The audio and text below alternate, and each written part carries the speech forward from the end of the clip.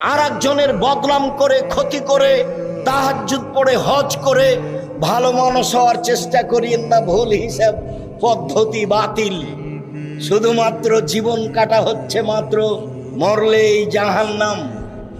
জাহান্নামে চলে গেছে, ঢোকেনি কেন? মরেনি এই জন্য।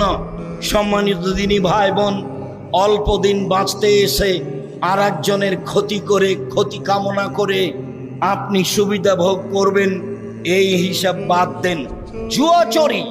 জুয়াচুরি, দাগাবাজি, রাহাজানি, অন্যায়, অবিচার, লুটতরাজ, মারামারি, দাঙ্গামা, হাঙ্গামা, হিংসা, বিদ্বেষ, বদনাম, গীবাত সব কিছু বন্ধ করে, জেল হাজত বন্ধ করে আপনি মাটির মানুষ হয়ে যান, জান্নাত হবে ইনশাআল্লাহ।